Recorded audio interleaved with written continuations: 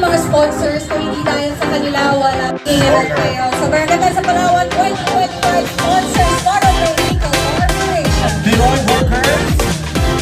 San Miguel. Lalo ko na pinagalingan ng partner. Isla ba to? Actually, masaya kami na